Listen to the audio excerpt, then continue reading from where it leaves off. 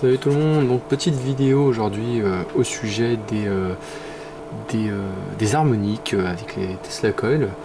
Donc tout d'abord, ce qu'on va faire, c'est qu'on va voir un peu ce qu'il y a. Alors ici on a un Tesla Coil, voilà, alors bien entendu un bobinage primaire, un bobinage secondaire.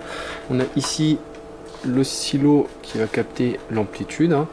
Bien sûr on a une antenne ici, le GBF, et l'analyseur de spectre ici. L'analyseur de spectre, on a une antenne dirigée. Voilà, alors je travaille que avec des antennes. Donc, tout d'abord, on s'occupe pas de l'analyseur de spectre, on s'occupe juste de l'amplitude de notre oscilloscope. Alors, on va descendre, hop, au plus bas. Voilà, 179 kHz.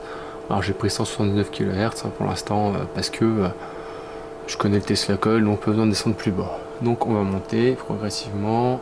On monte. Ah, amplitude. Ah, amplitude. 202. 200. Hop. Ouais, 201, 202. Donc on va voir ce qui se passe au niveau de l'analyseur de spectre. Donc on va aller à 202 kHz. Voilà, on a notre spectre ici. Voilà. Donc qu'est-ce qu'on peut voir? Alors je sais pas si on peut voir le petit marqueur. Alors je le déplace pour que vous puissiez le voir. Je sais pas si vous pouvez le voir. Ouais, si on le voit. Donc ici on est à, voilà. Alors je vais agrandir un peu. Voilà. Voilà, on a 200,6. Bon, la résolution c'est 5 que je l'augmente. Voilà, c'est, de toute façon il est calibré, il est très bien calibré. Voilà, pour vous donner un ordre d'idée.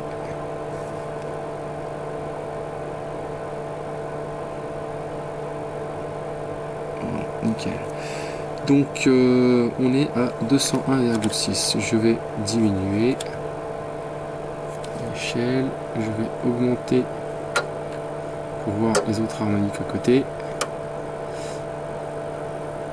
Voilà, donc on va se déplacer et là on voit une autre harmonique, une troisième, une quatrième, une cinquième. Je vais réduire pour que vous puissiez voir. Voilà, on les voit à peu près tous là. Voilà, la première, la fondamentale, deuxième harmonique, troisième, quatrième, cinquième, sixième, etc. Et ça va en diminuant. Tesla il a toujours dit que la troisième harmonique était toujours la plus intéressante. Donc là on voit la troisième, avec le marqueur on va aller voir la troisième à peu près. Donc ça nous donne, on est autour des 597. Donc on fait 201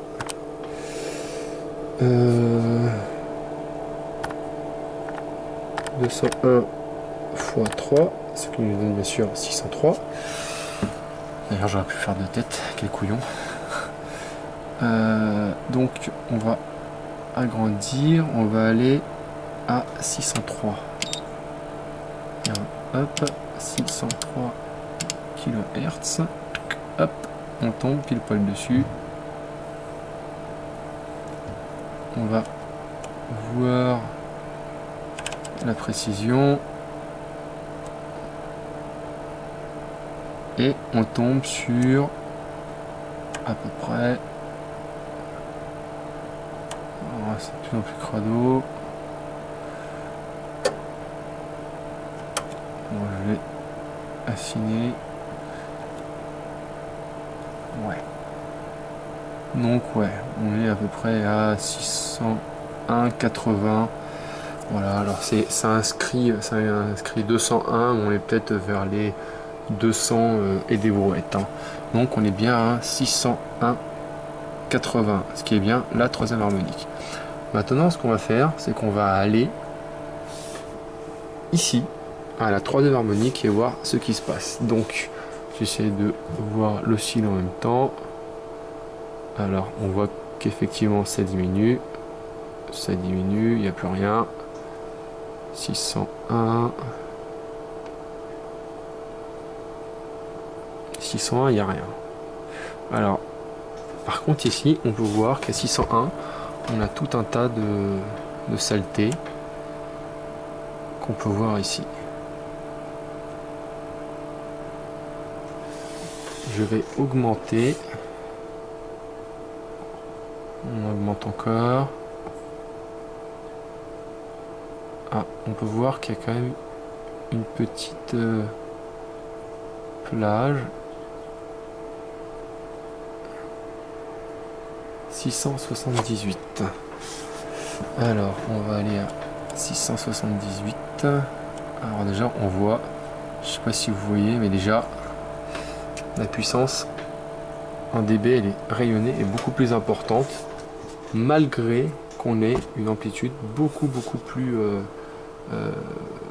faible. Donc, ce qu'on va faire, voilà, on va prendre le marqueur.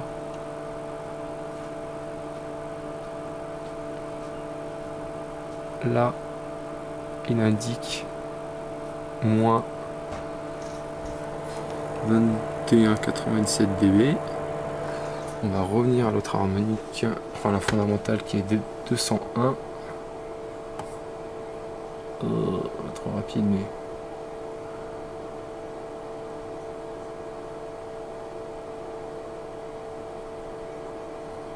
ouais. On va 202, hein. À peu de choses près. Voilà. Et on va voir, on était à tout à l'heure, on était à moins 21,90. On va voir combien est-ce qu'on est là. Voilà, moins 21. Donc en puissance au niveau de notre spectre, parce que les dB ça correspond à des watts, hein, bien entendu, hein. D'ailleurs c'est pour ça que c'est écrit 0,5 watts, etc. hein, bien entendu, hein.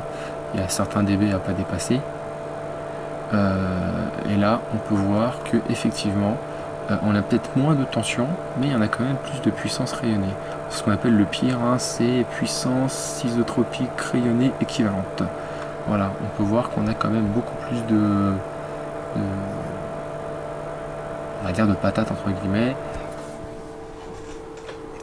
Voilà, donc ça sera tout pour aujourd'hui, hein, ces premières investigations avec l'analyseur de spectre. Alors,